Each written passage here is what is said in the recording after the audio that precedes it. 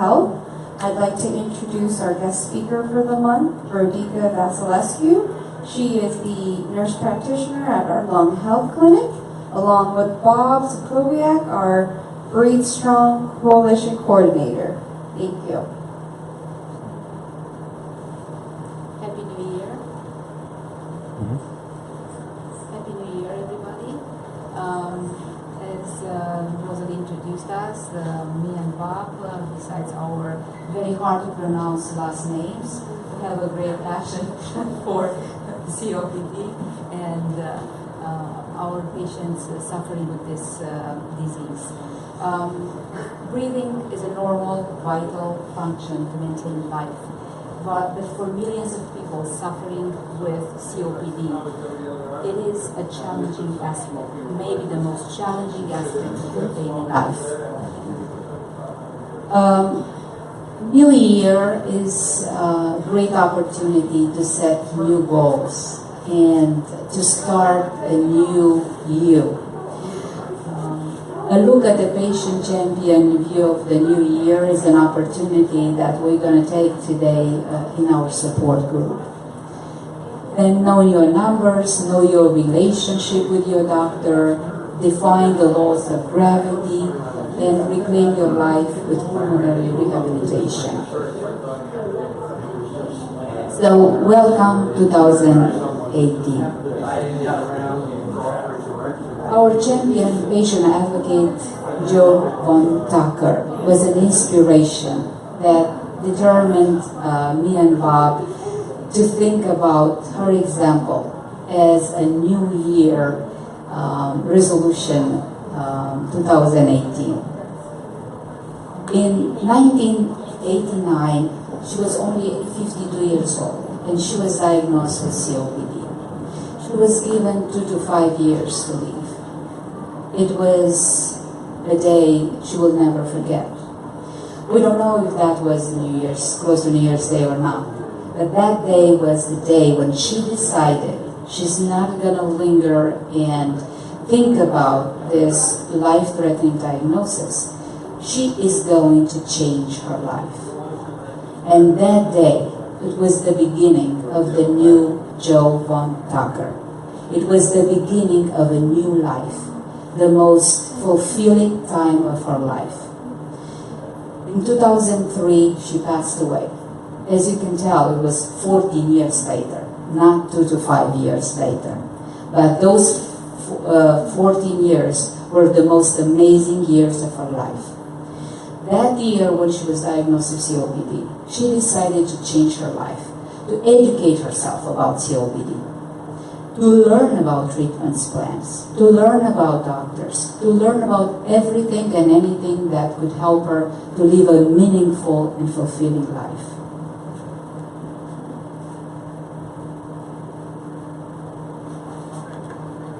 And in those 14 years, she accomplished tremendously. She was the founder of Cape Cod Support Group. She was the author of Courage and Information for Life with COPD. It is an amazing book. And then she became the co-author of Live Your Life with COPD, 52 Weeks of Health, Happiness, and Hope. Amazing book. We highly recommend that book.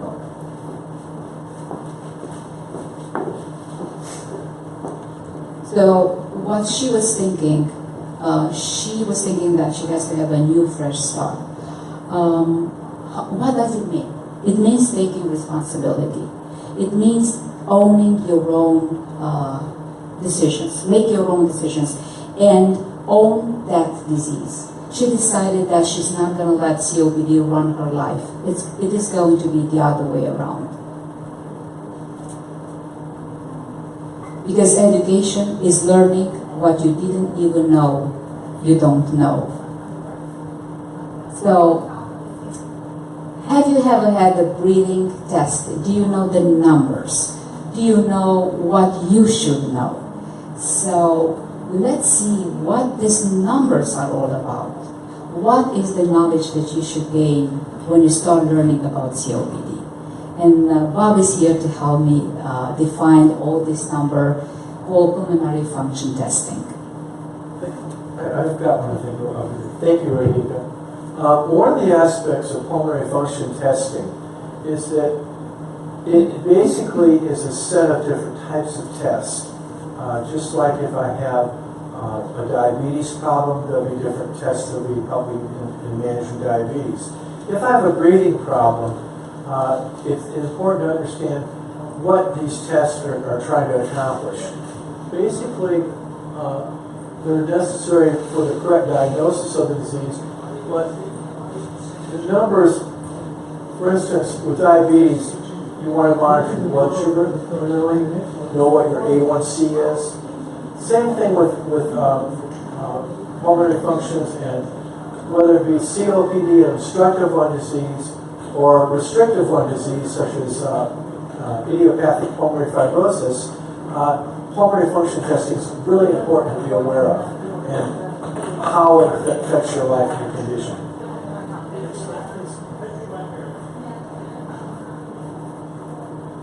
There are two levels of pulmonary function test: a complete pulmonary function test and a screening. Basically, when a person first has a new condition with breathing, a complete function test is usually recommended because it takes maybe about an hour to complete the test.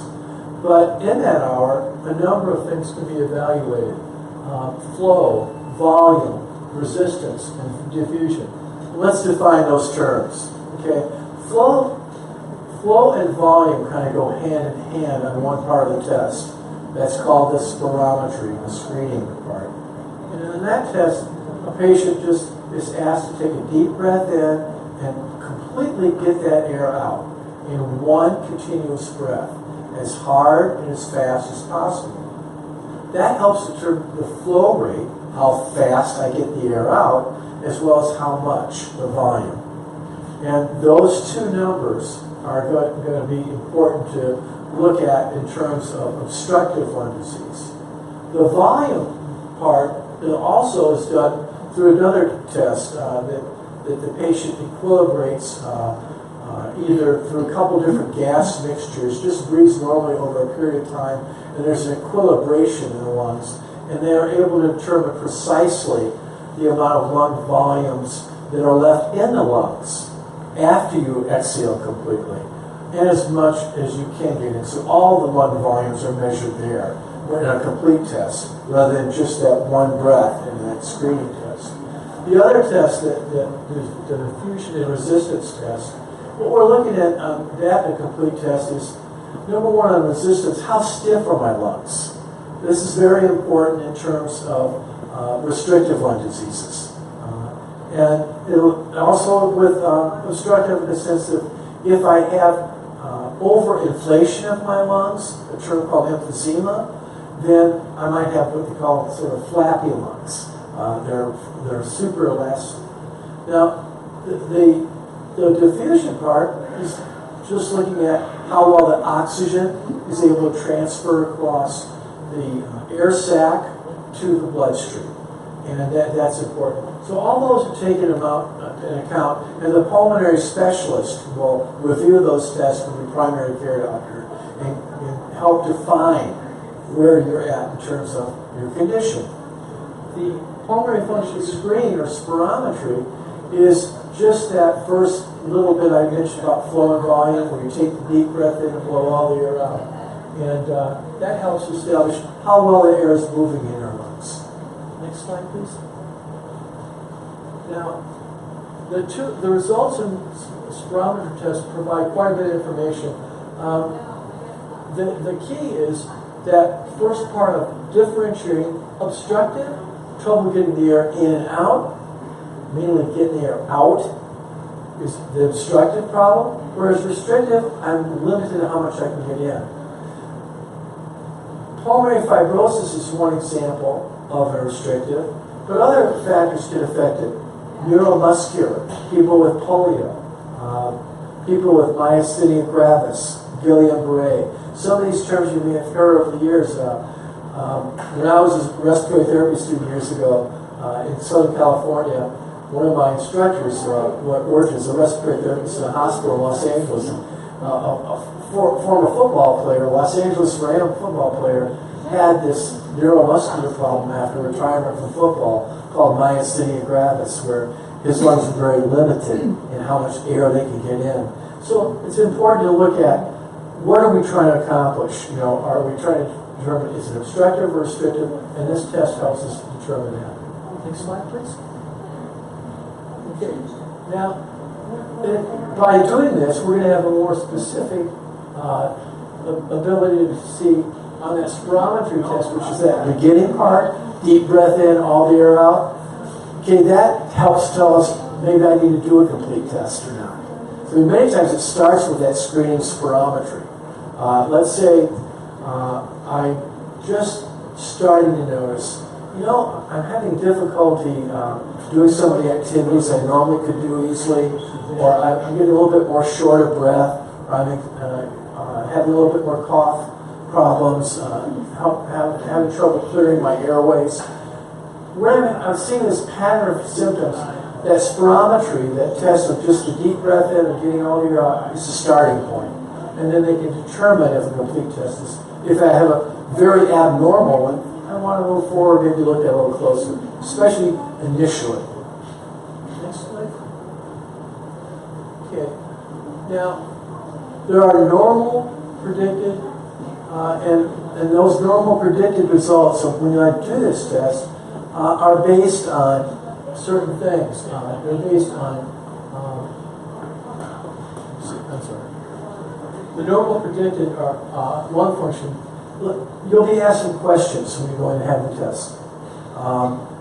And among those questions, they'll help determine between gender, height, age, weight.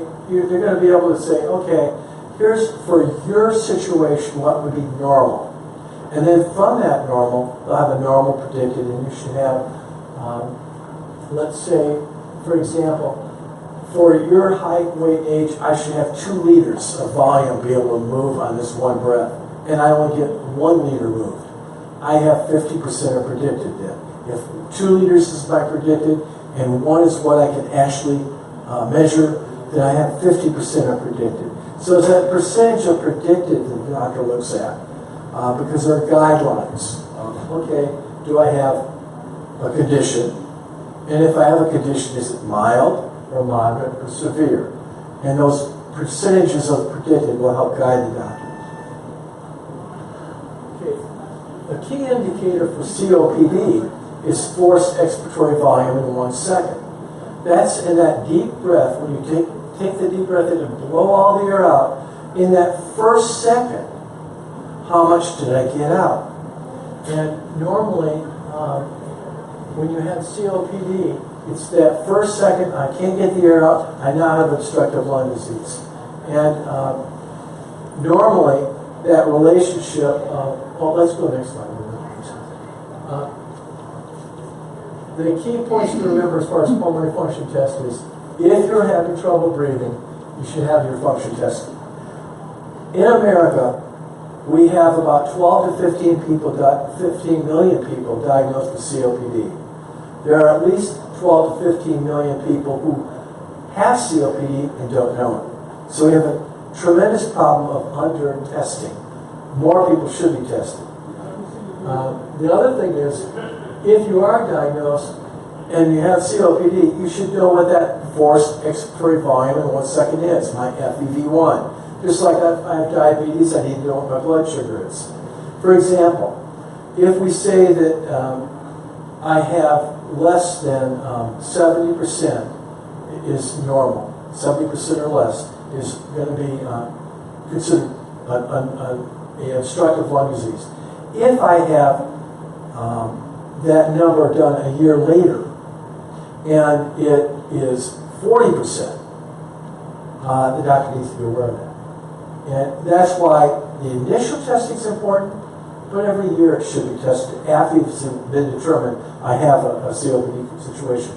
Now, going back to the situation of restrictive lung diseases, because I realize we're talking about COPD, but we also have people with restrictive lung diseases. Especially, we have a higher incidence of IPF or idiopathic pulmonary fibrosis today than we've had in the past. What we need to be sensitive there is I might have normal picture of the forceps per volume, but that volume itself is reduced. So that volume reduction is what the doctors will look at with a restrictive lung disease. So again, it's predicted as a normal, but it's a different parameter that you and your doctor will be monitoring. And then one last, before we go one more second. I really encourage the use of the COPD Foundation as a source for a lot of information on obstructive lung disease and COPD. And we have a website and a phone number provided there. That website, www.copdfoundation.org, is a wonderful resource for both providers and patients, and a literal encyclopedia, okay, of information for you. So I just want to mention that resource for you. And I think we need to go to the next area of relationship with your doctor. As Bob was mentioned before, you have to have your pulmonary function tested, and these are highly important numbers, and you have to discuss them with your doctor.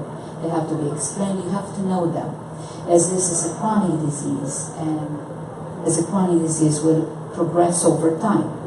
So the most important thing is to be stable, to maintain stability. Thus, the relationship with your doctor is the most important relationship after the relationship you have with your spouse and your immediate family. So when you have a lung disease, doctor is part of the family. How is the relationship with the primary care doctor or with the pulmonary specialist? I always, me and Bob, we encourage every patient who comes and visits us to bring with them their medications and the questions they have. Before you come for an appointment, it's always advisable to sit down and just write what are you going to ask. Jo von Tucker started her journey writing down what were her challenges. Where is she challenged the most? Is it the fact that medications, the way she takes her medications, the side effects, the timing of medications are challenging? Is it the fact that she doesn't have enough energy? Is it the fact that she doesn't get enough rest during the day, or her sleep is not enough? The sleeping enough doesn't mean that you have 8 hours of sleep and you wake up in the morning and you are so tired. That is not enough. That is not good quality sleep. So sleep is paramount. It is one of the questions you should have with your doctor.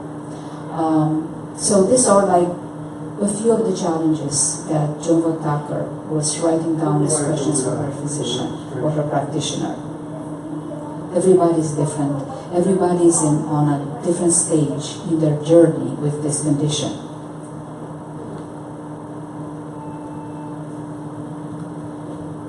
The take-home points from Jo von Tucker journey, I would say her successful journey with COPD.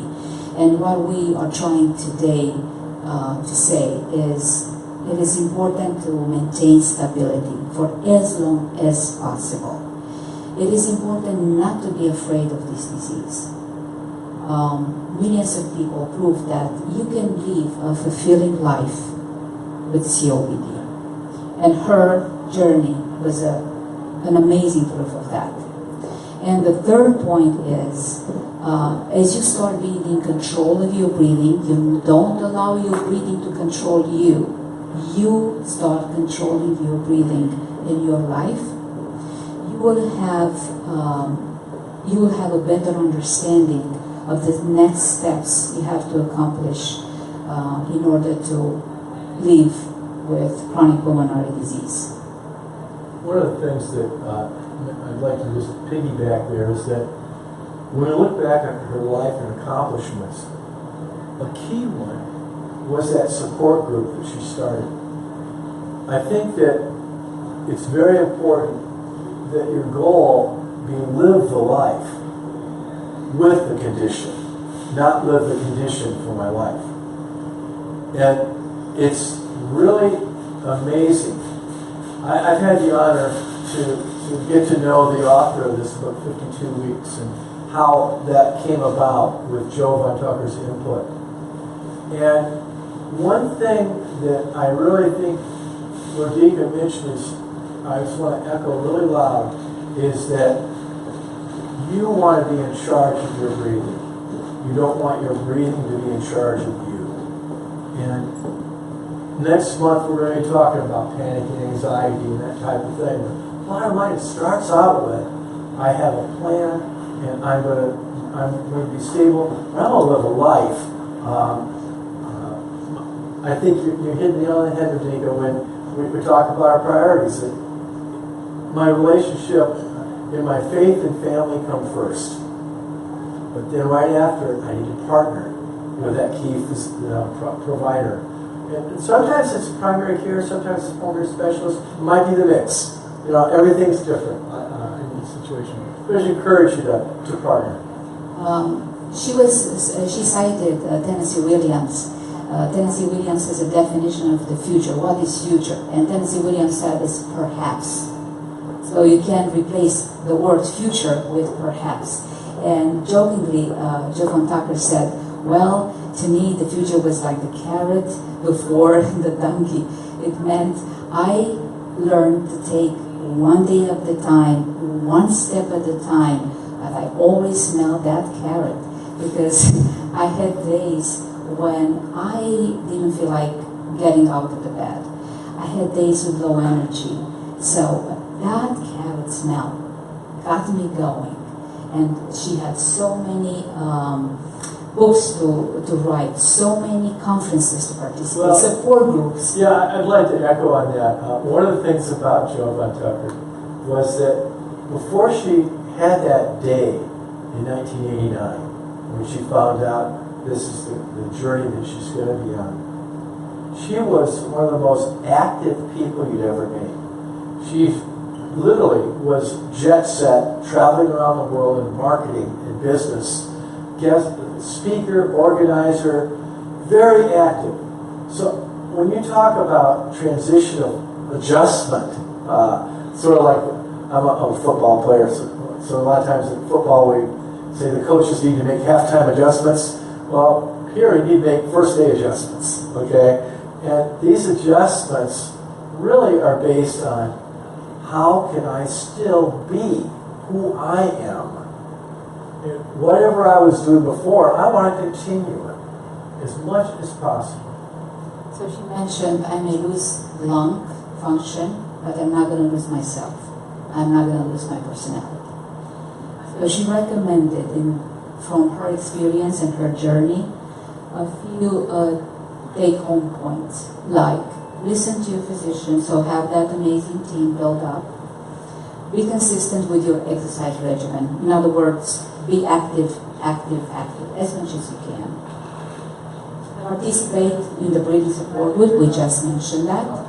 Be socially active, don't isolate yourself. You're not alone in this journey. There's millions of people suffering with the same illness, and there are billions of others suffering with other chronic illnesses, and millions of others not suffering with any pains. But we are in this together. Can I put a promotion in here? On the participating in support group, I want to encourage people to get involved with this support group and join us. And also, in terms of a breathing support, very strong support group in the community for Bradenton and Sarasota for all conditions that we're working on as well. So we want to give you more options and work together. And what we need is some more Jo Von Tuckers to join us. We need some people to say, hey, you know what? My talent and skill is this. I'd like to be involved this way. There's a lot of different needs. But we just want to encourage, whether it be advocacy, support groups, education, we just want to encourage you to be involved, because one of the things that I think contributed personally in that 14-year journey, and by the way, that 14 years would have been longer, except she had a surgical procedure with unexpected outcome at the end. So who knows, it might have been a lot longer than that if she'd not had that surgical thing. But bottom line is that I just want to encourage people to take that role of, hey, how can I help others? Because on those bad days, that's what helps, is the feeling when, gosh, you know, what I just went through and learned from helped someone else. And I just want to throw that out there that we encourage you to really be involved here locally and online and everything else. Is we just want to make sure that you never feel isolated with one problem. Nutrition is paramount. We in our clinic we talk a lot about nutrition, exposure to viruses and cold germs. We know that every patient with COPD is very aware of that. Pay attention to any changes in your sputum color and consistency. And as I mentioned before, get enough sleep at night, good quality sleep, meaning when you wake up, you feel rested and energetic. Can I add one thing in there? On people with restrictive lung diseases, you want to also be really, because you might not have the coughing secretion problem that people with obstructive lung diseases have, but you might want to pay closer attention to the energy level, okay, as well as the sleep, because they kind of go hand in hand. Yes. So trying to find time during the day, as you said, if you have a great day and you start the day well, but you feel like as day progresses, you lose that energy, right? Till the end of the day, it's because you didn't stop enough to rest. Take some little breaks of resting, and then you'll have a steady level of energy throughout the day. So the most important thing is somehow to begin. We know that. Just start somewhere and start. Just decide to start. That Henry Moore saying. So we discussed today about COPD, issues involving COPD, pulmonary rehabilitation, regain loss of strength and control. So I just want to encourage, whether your problem is obstructive, restrictive, or both, because sometimes they're both, pulmonary rehab is one of the best non-pharmacological treatments available. And who should go? Basically, anybody who has a shortness of breath upon exertion and in talking to their doctor and the testing qualifies. There are certain criteria for pulmonary rehab in terms of degree of severity. Now, if you don't qualify for pulmonary rehab, then you still want to work with your doctor on an activity exercise program, because walking and activities that you enjoy to stay active and moving is the key. One of the problems we have many times is a tendency to sit back. And I have a chair here. And let's say I decide I'm just going to sit back with my lung condition, and I want to have everything around me I need. I'll have 4x4 of everything. I got my TV remote, I got all my stuff. I never have to get out of this chair. That might make me feel good for an hour or two. But I do that for days and weeks on, and the deconditioning that I have. In fact, one of the interesting things about it is that we found years ago, when I was a director of respiratory out in Nevada years ago, we had these new metabolic carts to measure exercise and activity. And one of the things we found is that many times the limiting factor wasn't the lung disease, it was the deconditioning. And that deconditioning can only be reversed through our commitment and intentional activity. So, who should go? Everybody with breathing problems of the degree that merits the approval within the criteria. But basically, moderate to severe COPD, moderate to severe restrictive diseases will qualify. So basically, you want to discuss with your physician, do you have COPD, and are you becoming physically less active? Have you had to give up or cut back activities because of changes brought on by your breathing? And basically, I think that many times, especially the guys, patients, many times we tend to attribute to, well, I'm putting on a couple pounds, I'm getting a couple years older, but I don't have a breathing problem yet. And we tend to not recognize, accept it. So I guess my point is, many times, that input of those around us is very important. And you might want to seek that, you know, of, hey, am I really limited?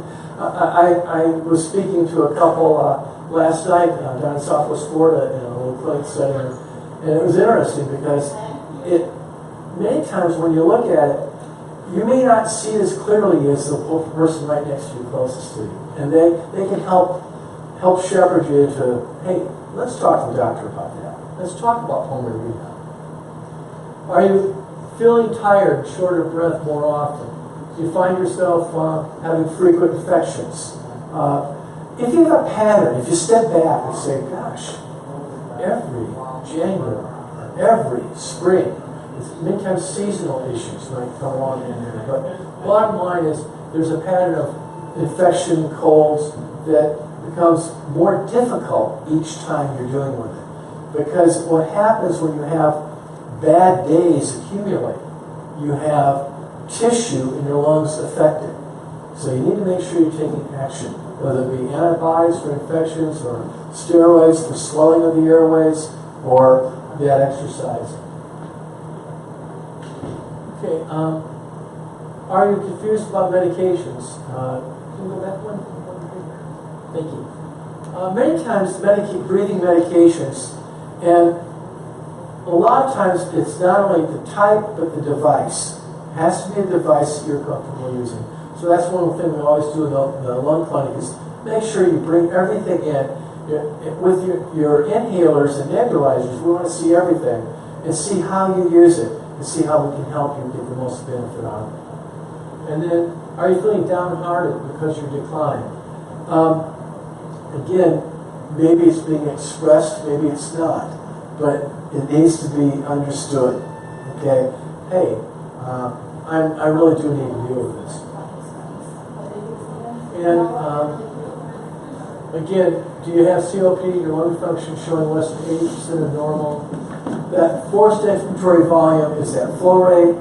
The relationship of the flow to the volume is that ratio. And if you have Medicare, it should cover much of the program. And usually the insurance companies follow the same guidelines as Medicare for pulmonary rehab. But we have a pulmonary rehab program here at Sarasota Memorial on Ram Road, and we'd be glad to give you information on that if you call. The program is a combination of education and exercise. Medicare prescribes a certain amount of lifetime sessions, but if you work closely with the pulmonary rehab team, you can define your treatment plan to economize and not use all your lifetime benefit up and have it available if you need it down the road in the future as well. So it's important to make sure that you understand it's a combination of education and exercise for about 6 to 12 weeks. And it basically can help, I'm sorry, let's go back one slide. Sorry. Okay. How do I get to the the program can help you increase your strength, stamina, flexibility, teach much of how your lungs work and how to stay healthy. That's what it can do. But what it can't do, or what it cannot do, is cure your lung disease, improve your lung function numbers, or make you feel like you're 20 again. Okay? Have to be realistic. Okay? But the key is, what I found is the quality of life and the symptoms. Because the symptoms and quality of life kind of go hand in hand. And we have that pulmonary rehab program available for you here. So. And take-home points, pulmonary rehab cannot fix your lungs, but it can help you improve your endurance, strength, and flexibility. And it can show you how to stay healthy. I like to consider pulmonary rehab as a wellness program for people with lung problems, and COPD and other lung issues. And today what we've tried to do is share Joe Van Tucker's champion view of the new year and what you can do. Talk a little bit about pulmonary function testing, keeping your stability, and reclaiming your life with pulmonary rehab. But this time, we'd like to ask the people who are here in the Health Connection kiosk if you have any questions. We'd love to open it for discussion. Any questions we'd love to address. I don't know where to start. Well, can I start off with, I believe you shared earlier before we talked, you have a son with COPD. Yes. Was there anything in here in our talk today that you could